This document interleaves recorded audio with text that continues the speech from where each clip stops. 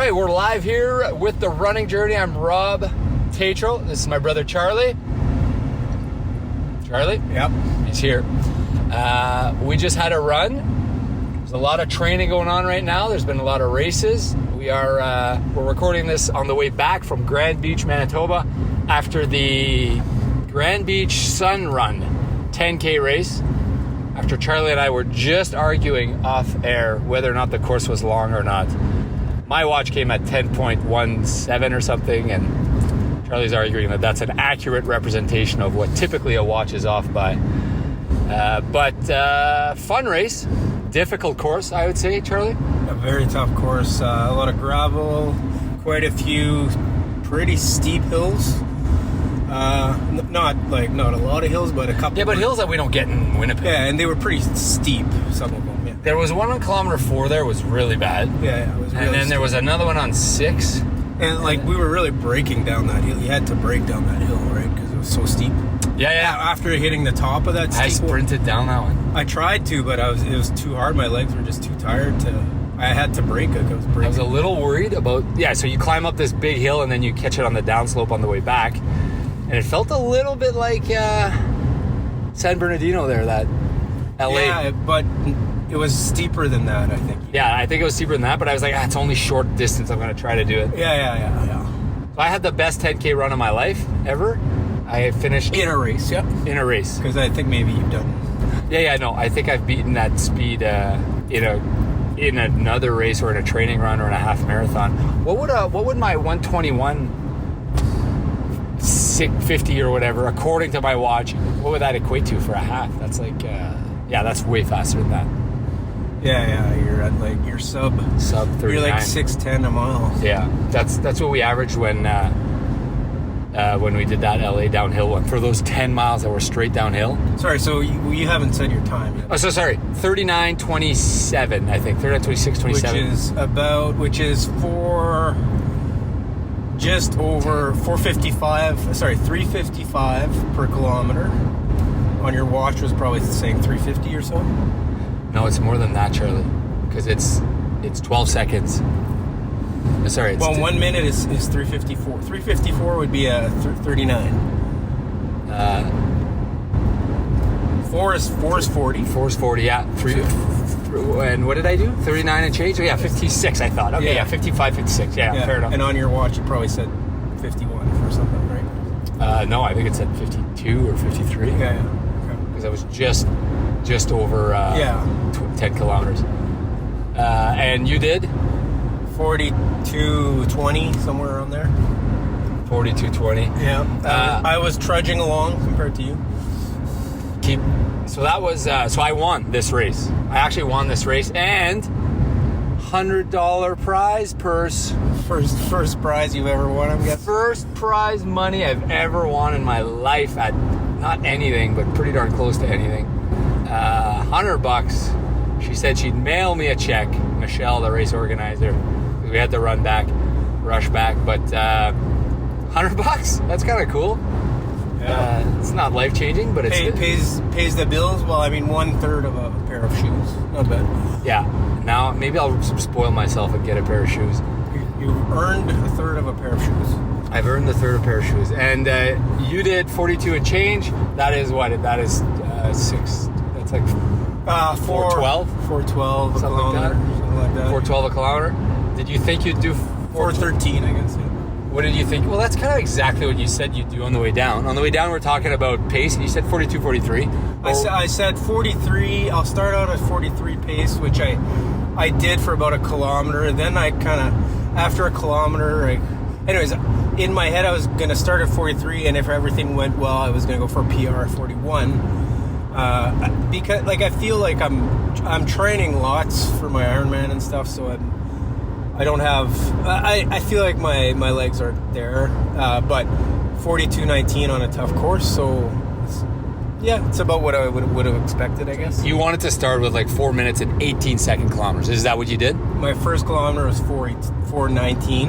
Okay. Well, it said 4:10 on my watch, but then when I crossed the sign, it was 4:19. Yeah, mine too. So the sign was 10 seconds off. Yeah. So then, and then I didn't do the math right. I thought I was losing 5 seconds every kilometer, but it's not, because So, because I was always compare when my watch beeped and when I'd hit the kilometers. Yeah. So for the first 4 kilometers, I thought I was losing like an additional 5 seconds. I thought I was losing like 5-6 seconds a kilometer, but it was just because the 10 meters. But I didn't realize that it's cumulative, because your previous kilometer would have started slightly faster than the.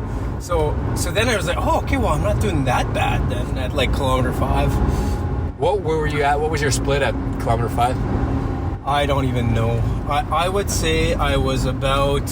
I probably even split. I'm slightly positive, so I'm guessing I would have been about 21. Okay. I was just so my watch beeped at 19:20 something. Yeah, so you did 20 on the back now. But it was like 10, 12 seconds off. But the first half was harder. Was a lot tougher course than the second half. The right? beach though. Oh yeah, except for the beach. The beach was for sure what, 10 seconds?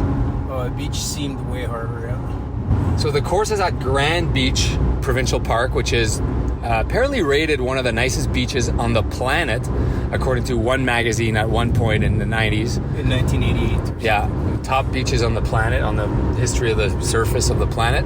Really nice beach. But the thing is, kilometer 9, the sign for kilometer 9 is right at the entrance of the beach. And you finish the last complete kilometer on the beach. And the first, 200 meters are in like deep sand. Soft, deep sand. Yeah, it kind of remind me of the Falcon Lake frozen falcon in the snow. It reminded me of running in that. I think I asked you that question when we were recording the episode for the Frozen Falcon. I asked you, is it comparable to running in a soft beach? And I think you had said it was harder. You thought it was harder. Snow is probably a bit harder, but yeah. But it wasn't easy, and I was like, oh my god, this sucks. And I saw the finish line, like, oh my god, we have to do a whole kilometer on the beach. Now, to be fair, I figured out the hard sand. The closer you jog to the water, it was a little hard packed. But so you started out. What position were you to start? Did you kind of stay? You finished in 5th position. I finished in 4th. 4th position. I was in 3rd. I was in 3rd the whole way. Yeah, because you were right behind me and the other guy. Me and Dwayne were kind of tied at first, and then. Did you run with him for a bit? For about half a kilometer. Then at kilometer 2, I sped up a little bit because my plan was at kilometer 2. I thought I might have a chance at 41, so I kind of sped up a little bit. And that's when I was solidly in 3rd. And then I thought no one was going to catch me in 3rd because I was looking and no one was behind me. The last kilometer, some young 25-year-old blew by me like I wasn't moving. Probably did that last kilometer in like 3.5. He had a kick. He was saving his kick. Yeah. And you went to talk to him after, like, hey, what's your name? He said his name, and you're like, oh, nice finish. I don't see you at races. He's doing the half. He's 25. He looked like a in shape kid, so it's okay. We're in our 40s. It's okay for us to lose to those guys. Yeah, no, very nice finish by that guy. Strong finish. I was pretty impressed. So what was the name of the guy I was running with? Mark. So he's a good runner. Yeah. So me and him, he's beaten me in 2 races by like 20 seconds. And then I've beaten him in 1 race. Which one did I beat him in? The 5K, I think, when we did the 5K. Did we? Oh, yeah, we just beat him. Yeah. So I've only beaten him once, and he's beaten me every other time. Okay, so I started out kind of at the front. How many people would you say would have been in the race? 100? No clue. Okay. Yeah, sorry, I didn't look behind me, but I would say 100 sounds about 100. right. Let's say 100. So I decided I'm going right to the front here. I don't want to have to run through everyone. So I was in the front with you and a couple other guys. Yeah. And then their gun went off, and he kind of went off on a really brisk pace. He went off pretty hard, yeah. He went pretty hard. And I was like, okay, well, I'm not doing 3:30s. Like, I'll let him go ahead. Yeah. So I just kind of let him go ahead, and he quickly slowed down to like... Well, that's the weird part, because I thought I was going easy too at first, and then I checked my watch, and Dwayne's right beside me, and it said 4 minutes on the nose. I'm like, oh, we're going too fast. So I slowed down right away. And then Dwayne actually went ahead of me for a bit, and then... In the first kilometer? Yeah. Really tough in that first kilometer. I feel like I'm getting really better at it. I always know go way easier than you think at the beginning, because your instinct is always to go too hard. Yeah. And I always sneak a peek at like 10 seconds, because that's when you're probably going way too fast. You know, when I started doing these 10K races and 5K races, one of the tricks that I spotted this old guy that was a really good runner, and Aldo, you met Yeah, him? Aldo, yeah. Yeah. So He's fast? he used to be fast. I don't know if he's still fast. He used to be like 42, whatever, 10K, like around me. And he would always start really slow. But he'd pace it perfectly. I'd just follow him because he knows. Yeah, he's done it before type of thing. I feel like if I did more of these, I'd become good at that. Yeah. I went out a little too fast, but I was like, let's say 10 meters behind that guy. Yeah. And then I just said, I'm just going at my pace. Like, he can't do 330s the whole way. Yeah, I know. He's not going to do 330. So I was like, okay, and then eventually he settled into 355 pace. Yeah. And you wanted to break 40, I guess. I guess he wanted to break 40. So I was like, hey, I'll just run this. So I settled in 355 pace behind him. But at like kilometer 3, you started going. Yeah, that's what I was going to say. So kilometer 1, 350. I could see all this happening because I was right behind. Okay, I was like 30 seconds to a minute behind. Not even, right? At the beginning, anyways. Yeah, okay. So 352 or 354 the first kilometer, 355 the second kilometer. And then I was like, I felt a little too slow for me. Yeah, so that's good when you feel like that. And I was like, to me, everything felt hard the whole way. I was like, don't be stupid, Rob. And then I was debating, like, can I do this the whole way, this pace? And I thought, I think I can. Yeah. I think I can. And my barometer was perfect. That's a great way to think about it, the way. It's like, actually, I would even go like, can I go faster? Am I going to have anything? Can I do this pace the whole way and potentially go with a finish? A little faster at the end? Yeah. It can't be like, can I hold on? Like, am I going to, like, it's got to be like, can I sustain this decently and be comfortable? And I thought about it for long and hard. I thought about it after kilometer 1. I was like, I got to go faster than this. I got a ton in the tank right now. I said, no, you know what? And there's a little bit of wind, a tiny, tiny, tiny bit of wind. So I'm like, what direction was the wind? I didn't know if we were against. A little bit against going out that first way. Oh, okay. I think. I don't know. It was pretty mild. Yeah, very, very mild. But I thought, you know what? Worst case, he's cutting my wind for a little bit. Yeah, I thought about, like, that guy actually went ahead. The guy that beat me in the end, he went ahead of me for a bit. So I was like, follow him to cut the wind. I wanted to do the same. But then he just, like, slowed down for some reason. I don't know. I guess he didn't want to be the guy behind the windbreaker. That was great pacing by that kid. I don't know. Like, usually kids like that, I guess they don't know their paces that much. Maybe he could have gone faster. I don't know, to start. So after the second kilometer, the whole length of the second kilometer before the turn there, I was like debating, can I do this? Can I hold this pace? Like, think of the back in the history of the races you've done, and I thought, I think I can. I think I can do 355 the whole way. So, and I already knew that's a 39. So I'm like, okay, I think I can do this. So I went, and he's kind of slowed down to 4 minutes. Do you check your heart rate when you kind of look at those decisions? I don't have heart rate on that screen on purpose. Yeah, it's good. Well, it's good and it's bad. But if I want to check it, I have it on the other screen. I think I do better when I don't see my heart rate. So today, anyways, I'll let you finish your story. But today, I was like at kilometer 3, and I was above 170 already. But I was like, I think I'm good still, because it was like, I know my heart rate goes high when it's hot, so it's like, I think I can go still. So I kept it at 171 actually, and then I finished the last 2-3 kilometers at like 176. But the feeling of fading, and I've felt it before, not many times, of like failing your fade and you're like, you can't keep the pace, is a different feeling than I had. Like I was like, okay, I'm not, exactly. I don't have that failing feeling. Like, I don't think I'm going to fail at this pace. So I'm going to keep it. I'm going to hold it. And kilometer 2, he's now settled into like a 4-minute kilometer. But you forget how hard it gets by the time you get to like 6 or 7. Oh my God, it's so like hard. You can do it, but it's so hard. So hard. Anyone listening here who thinks like 10Ks are easy, they're not easy. My mom was probably laughing at us because we say that every race is hard. 10Ks are hard. 10Ks are hard because you're going 175 the whole way for your heart rate, whatever your age is. It's your max heart rate for the whole time, and pretty much the whole time. Maybe the first couple of kilometers you're building up, but then, because I looked at, as I was going through this decision, kilometer 3, I was like, no, I'm doing 355s. I'm doing it. I think I can do it. So I kind of stayed at 355. Yeah, but kilometer 4. Straight uphill. But I still managed to do a 359 for kilometer 4. I was like a 415 or something for 4, so it wasn't terrible either. Then 5 was hard for me. because I guess because in the trails there in the back. Well, I think there was a because I hill. worked a little hard to climb that hill, and then Kilometer 4 was and then I such a was big like hill. trying to recover that kilometer. I was trying to recover a little bit. I did not actually have one over 4 kilometer. They were all sub 4. Wow, that's amazing.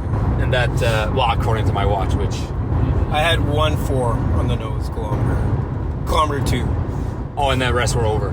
So Well, you it were, was actually like 4:04 so you were right behind us then.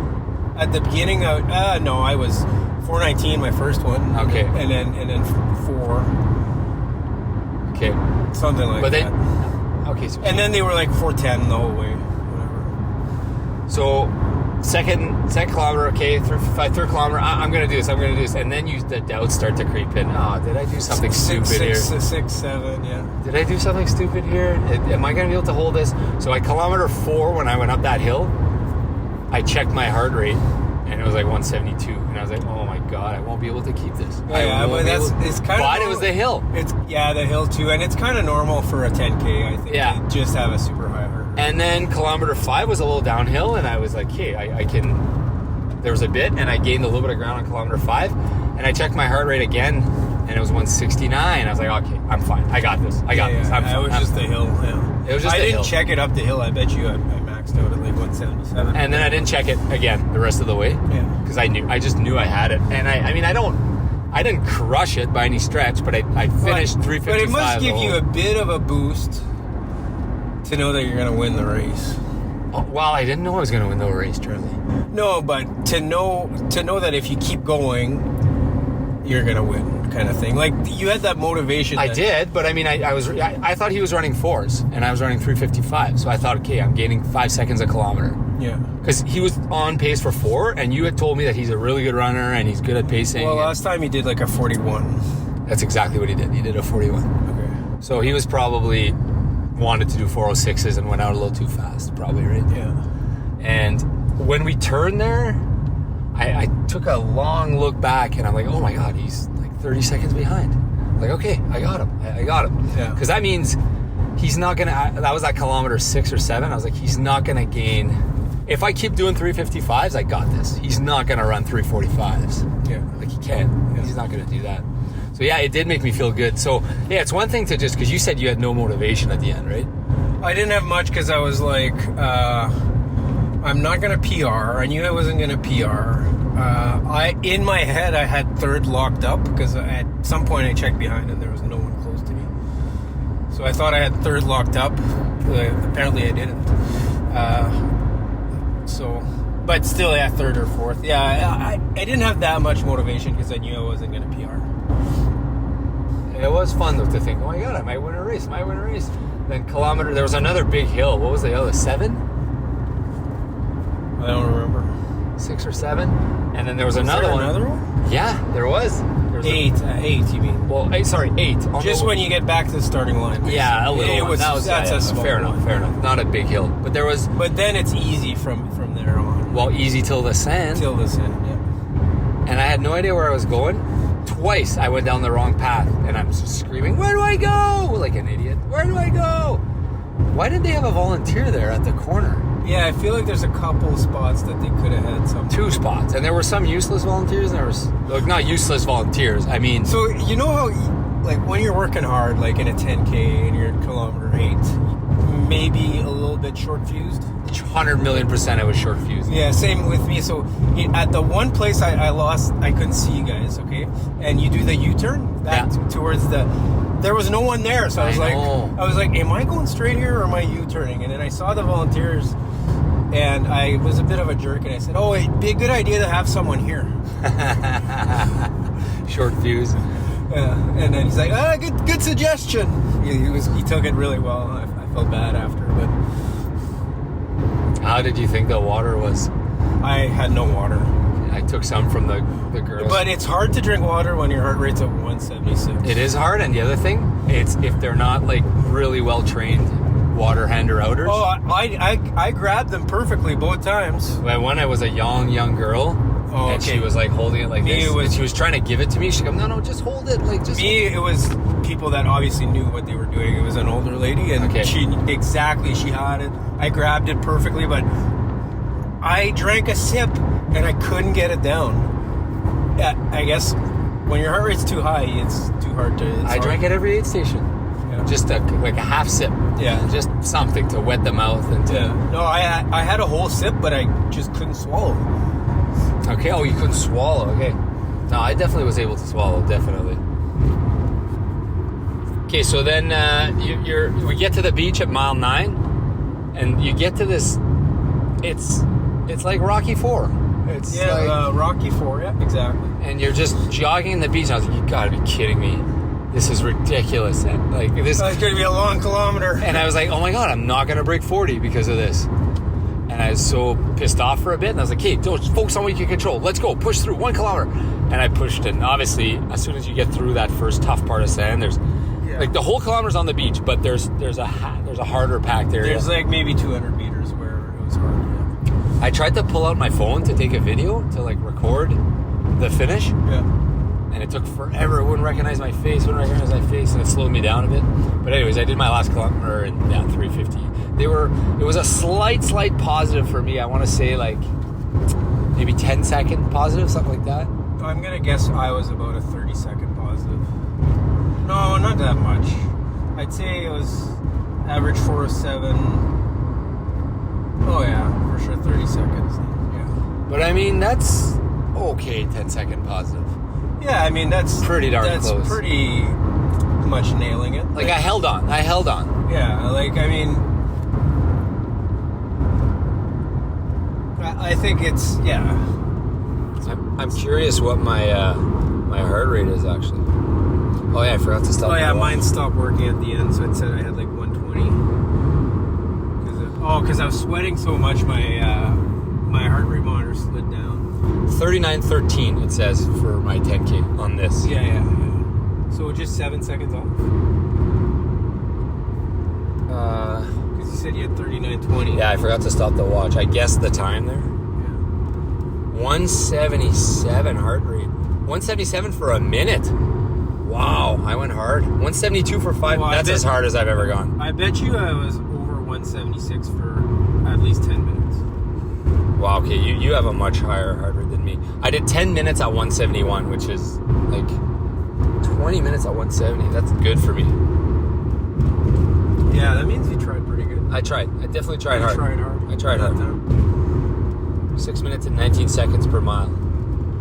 It's good effort. I have some other topics here to chat. Anything else you want to talk about this race? Hopefully one day I can run again decently. Okay, so let's address that. You keep saying that you're out of shape and you're in terrible shape and you. Well, no, I'm in good shape. Those are your exact words. You said I'm in terrible shape. Well, I can't run as fast as I used to. The 10Ks, which is fine. This is one training cycle. Yeah, it's because I'm training for an Ironman, so I just gotta stop caring so much about it. Like the 10K matters for me because I'm training for Chicago. Yeah. So like it's a correlated event. Yeah, very correlated. So like if I can't do a 10K, that's not good. Yeah, I just need to be able to hammer down on 845 miles. Yeah. So speaking of okay, you keep saying you're out of shape, but like nobody could bike 150 kilometers like you right now. Like nobody. Well, nobody that I know. Tadej. Who? Tadej Pogacar. Tadej Pogacar can do it. Yeah, for sure. Yeah.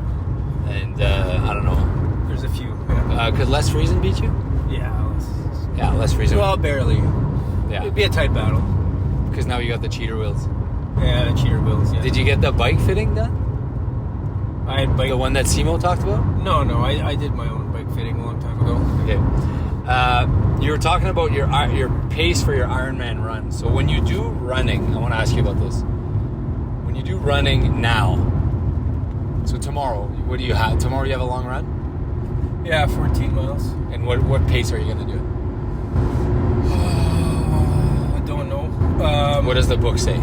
So I think I'm supposed to do one warm-up. Then I think there's 4 fast in there, 1 cool down, so that's 6. So 8 kind of aerobic zone 2 miles. 8 zone 2 miles at 9 or something like that? 8:45? I think he gave me a range of like 8 to 9, basically. Okay, and you're going to do them at 8:45, 8:30? I'll start at 9, and Yeah. I usually just speed up a little bit. Hey, did you see? I named something after you? Yeah, I saw, but it's, whatever. It's true. Why don't you take credit for it? Well, I think a lot of people do. No. If you do the whole thing, The whole thing? and you can't miss 1 kilometer. So if every single kilometer of your long jog or run, miles. well, it's got to be at least 10 miles. I think it's got to be at least miles or kilometers, but I usually do miles. But it's got to be at least 13 Yeah. 13 increments. They all have to be slightly faster, except the cool down. The last mile is acceptable to not be faster. So let's say you start at 9:30, the next one 9:25, the next one 9:20, and you can't screw it up. So if you get a hill or something and you end up doing a 9:26, you're out. You missed your Charlie. Yeah. And you do every mile. If you go too fast, 9:20, then you go to 9:05, you're kind of screwed because You've run out of real estate. You got to leave yourself some room. you got to leave yourself some real estate. Anyways, the Charlie, I tried to do it the other day. I missed it. I missed like mile 5 or whatever. Because you start daydreaming and you don't look at your watch. And, shit, I'm going too slow. Or too I felt like making a joke, like, and I didn't check my watch the whole time. Yeah, right. You checked your watch the whole time. So you're doing 14 miles somewhere and you're going to do a Charlie. You're going to start at 9, then 8:50, then 8:45, then 8:40. I think might take it easy on my fast finish. Because I did like a pretty hard run today. Yeah, so your fast finish, normally, because you're training for Ironman, you are doing your fast finish at what? 8-minute miles? No, 7. He's giving me 7 to 7:30. Okay.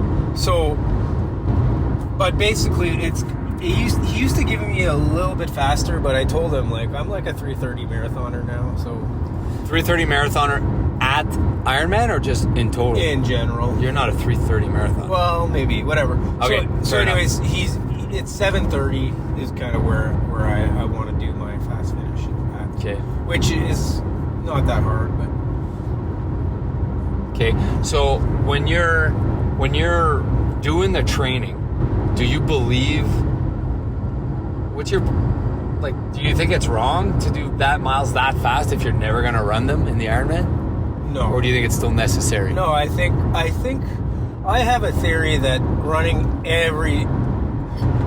as many different paces as you can has different benefits. So like I think it's good to change your paces. Okay. And these are kind of the only fast miles you do right now because you're doing so many miles. And my son run 10K races. Son run 10K races, yeah. No, he usually gives me one tempo run during the week too, and then. And what do you do for tempo? And maybe let's talk about what a tempo is quickly for our listeners. So there's a lot of different. But how you do it? So the way. I can talk about how I do mine. I call them tempos, but coach just says it's like aerobic intervals. So I do them at like 7:15 and it's like 3 sets of 12 minutes at 7:15. Yeah. So you'll go like a mile and a half or whatever, almost 2 miles at 7 minutes and 15 per mile with a 5-minute break in between. 4-minute break. 4-minute break in between, and then you go again. Yeah, which is a lot easier than what I was doing when I was doing Boston training. Yeah. But it's still like it gives you that stimulus, which is good. Yeah. Before that, I was doing like the faster, even shorter intervals on the track. I've done 600s, 800s, 400s. Those are all usually 3-to-1 type distances with a 3-to-1 effort then break. So if you're doing like 6 minutes, you get 2-minute break. If you're doing 3 minutes, you get 1 minute break. And I really like those for an aging person. Like I feel like it's good to kind of recruit those. You call yourself an aging person? Or are you I guess everyone's aging. I think we're all aging, yeah. But someone that's getting pretty old, if you... Who's that? Is that you? Yeah. Or were you talking about like if my dad was... No, anyone who's like above 40, I would say, doing those hard intervals is really beneficial because it's kind of more of a fast twitch muscular thing that you're building muscle as opposed to just building endurance. Right? Cool. I don't know. I agree. Do you think many 50-year-olds or 60-year-olds that are training for marathons like us are doing tempos and intervals? Oh, I think there's quite a few. Yeah, I think there's a lot that don't, but I think there's a lot. But you're saying you would recommend it for those people? Yeah, absolutely. I think it's even more important for if you're older. Okay. Then okay, so you do some tempos. What are you doing recently for training? What did you do yesterday? You were telling me you had 100 and just a 2.5 hour bike ride. 2.5 hour bike ride where you go like hard for. Well, no, it was pretty much easy. This was my first Ironman. I'm doing the Ironman in October, so my first Ironman specific workout, where I had two 40-minute sessions at Ironman pace, which felt kind of easy. So I'm feeling really confident about my biking for the Ironman, because these 40-minute sessions, they kind of just felt like low zone 2 for me. What is your Ironman pace? So around 225 to 230. Sorry, what does that mean? Watts. Sorry, 225 watts to 230. Okay, which translates to speed of? I know, it depends on the CDA, depends on the wind. So on a flat, I would assume that's about a 38 kilometer. So you're going to do like less than... 37.5, 38. So 445 or something like that? What is that? I want to be conservative and say like 450. 450. 4 hours and 50 minutes for 180 kilometers. I'm hoping. That is a crazy speed. Crazy speed. Crazy speed. It's from a guy who's done 4 Ironman, and my personal best is 5 hours and 40 minutes, I think. Yeah, so I'm hoping. I don't know. We'll see. Yeah. I qualified for the Worlds, too, but at the same time, I don't want to... I'd rather go a little slower on the bike. And not do a 4.5 marathon. And do a good run. Yeah. I really want to get a good run this year. Yeah. So, yeah. Yeah, because you could easily lose an hour on the run if you're not careful. Well, I don't think an hour, but half an hour for sure, yeah. Technically I should be... My coach thinks I should be able to run if I pace it well, like a 3:45. 3:45 marathon. Yeah, so I think... But the key there is, he keeps saying, is you have to pace your bike well, right? Yeah. 3:45, that's my personal best at an Ironman. Yeah. And I wasn't going as hard as you on the bike. Yeah, so maybe that's a bit unrealistic. I don't know. I feel like that's unrealistic of my coach, but maybe he knows. Yeah, no, he for sure knows. Man, if you end up doing a 3:45 marathon, Charlie. Yeah, no, I'd be over the moon. That would be absurd. I told him 3:55 is kind of really what I'm hoping, and even that I'd be super happy with. Remember how hard it is? Oh yeah, it's just ridiculous. The miles don't disappear. But I feel like with my enhanced biking, I can go faster with less energy and less time. So No, I agree. You're definitely in Ironman shape way more than I ever was. Yeah, but I don't win 10Ks. That's right. I won a 10K today. And you know what? I won an Ironman last week. First 2 race wins. Well, a triathlon, you mean? Sorry, what did I call it? Ironman. Okay, you know why I mix those up now? Why? So I need to tell the story. At the office,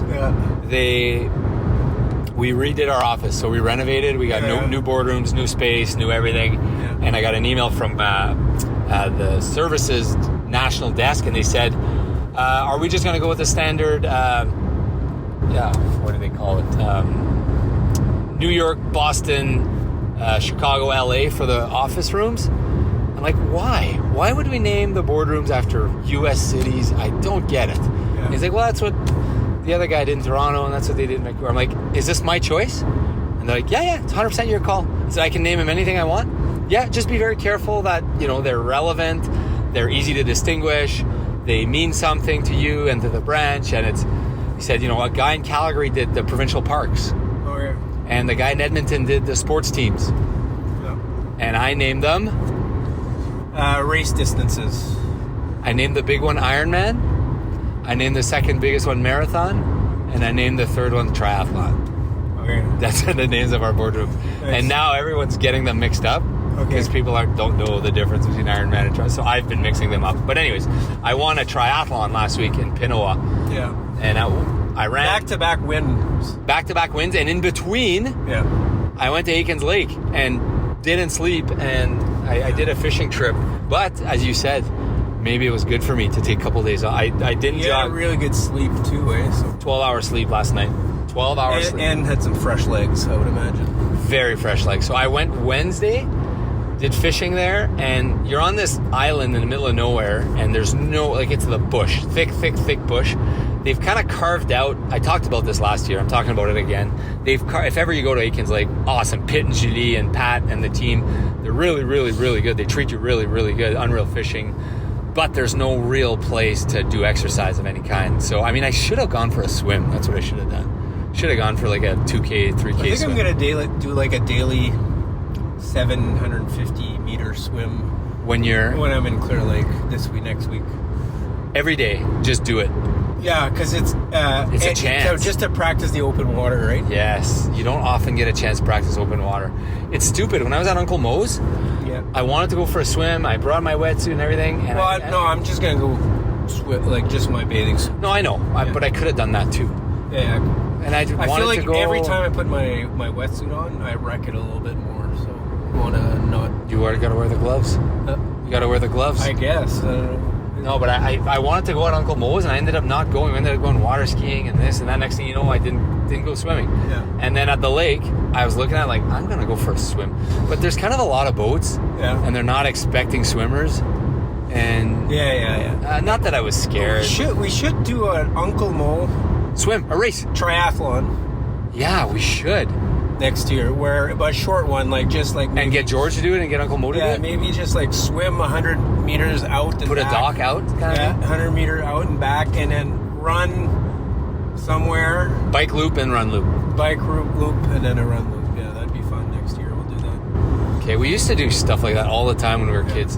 We used to always do like random races, car rallies. The canoe. Remember at canoe, then hike over the mountain. And where was that again? Cap Vizette? We did one. Yeah, that was a good one. Who would organize those? You and Mitch usually? I think we had a bunch of organizers. The uncles? I know I was just kind of part of it. Yes, so I did win a race last week. I won a race this week. It's been a good time for you. But I mean, I guess nobody. Like the best 10K runners in the province weren't there today, clearly. No, yeah, of course. But I still want to race. You talked a little bit about... I wanted to ask you about missing training days. We talked a bit about this on the drive in. Yeah. Okay, so I missed 2 training days. So I did not run. So I jogged Wednesday. I did Jog's a loose term. They have about a 1 kilometer path in the bush there. It's kind of like a bush trail, and kind of made it out and back, and I kind of jogged for 45 minutes. It was tough, but anyways, I did not jog on Thursday. Yesterday I got back, flew back, had a million things to do at the office, and when I got back to my house, I was like, you know what, Charlie, you texted me. I decided I was not going to do this race. I signed up for it, but I decided I was not going to do it. I was like, no, I'm so tired. And then you texted me like at supper time, like, hey, you want to go to this race tomorrow? I was like, maybe. And then I thought, what if I just go to bed right now? It was like 7. What if I just go to bed right now and wake up early and go to this race? Yeah, let's do that. So I said, yeah, I'm in. And I just went to bed, closed the blinds, dark, went to bed like at 7:20 or 7:30, and I set the alarm for 6 a.m. And I was up, so it was a full 11 hours of sleep, out cold, and I was so refreshed this morning. Then I asked you on the way down, what do you think that did to my training for Chicago, the fact that I missed 2 days? And you said... Yeah, so what I said is... I was thinking about that exact question yesterday. How does one missing day affect? And to me, there's like a small picture view and a big picture view. The small picture view is missing a day or 2 days has zero impact. It could even be positive. Like for you, it was probably positive for this race, right? That you missed those 2 days.